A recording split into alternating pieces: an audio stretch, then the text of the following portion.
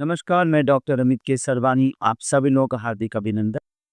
आज एक छोटा-सा मुद्दा जिस पर विचार हुआ आपसे कुछ कहने। आप देखिए कि परीक्षाओं की जो स्टैंड है वो बदल रहा है। पहले हम जिन परीक्षाओं को केवल और केवल ऑब्जेक्टिव मोड पर देख रहे थे, उन्होंने भी प्रवृत्ति में काफ़ी बदलाव लाई है। हाल ही में लोक सेवा आयोग से असिस्टेंट प्रोफ़ेसर की वैकेंसी निकली। जहाँ पर केवल एक स्क्रीनिंग परीक्षा होती थी 100 क्वेश्चन की और उसके बाद एक इंटरव्यू की प्रणाली थी। नेट क्वालिफाइड या पीएचडी क्वालिफाइड बच्चे आसानी से इस परीक्षा में बैठते थे। स्क्रीनिंग परीक्षा के बाद इंटरव्यू सीधा था। भ्रष्टाचार की व्यवस्था काफ़ी ज़्यादा दिखाई देती थी। अविश्वास प्रस्ताव पारित था। लेकिन अभी जो बदलाव हुआ योगी गवर्नमेंट ने एक बड़ा सराहनीय कार्य किया, जिसमें इस परीक्षा में अब मेंस को इंट्रो कर दिया गया है, जिसमें मेंस को 200 मार्क्स का कर दिया गया है और इंटरव्यू को 25 मार्क्स। यानी केवल स्क्रीनिंग नहीं, राइटिंग प्रणाली पर अगर नॉलेज होगा, तभी आप असिस्टेंट प्रोफेसर बन सकेंगे। समाक प्रणाली अब सुनने में आ रही है, उच्च शिक्षा सेवा चयनालय भी बनाएगा। उच्च शिक्षा सेवा चयनालय में भी 100 क्वेश्चंस का एक स्क्रीनिंग परीक्षा होता है और एक इंटरव्यू होता है। लेकिन अब प्रणाली में बदलाव सुनने को आ रहा है। इसमें भी रिटन एग्जामिनेशन को प्रभावी बनाया जाएगा।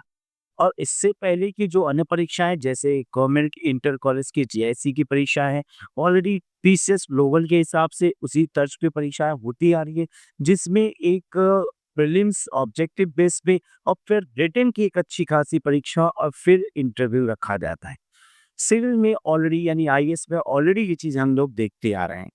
आज इस वीडियो के माध्यम से यही संदेश देना चाहूँगा कि वो बच्चे जो नॉन सीरियसली केवल फैक्ट बेसिस पढ़ाई करते आ रहे हैं, जैसे अगर आप सोशियोलॉजी या किसी एक सब्जेक्ट को मजबूत कर लेते हैं और थोड़ा-सा आपका जीएस अच्छा है, तो अभी तक आप ये सोचते थे कि स्क्रीन को निकाल कर सीधा इंटरव्यू में जाएँगे, पर अब आपको थोड़ा-सा कॉन्सेप्चुअल स्टडी बढ़ाना पड़ेगा और राइटिंग स्किल स्ट्रॉन्ग करना पड़ेगा।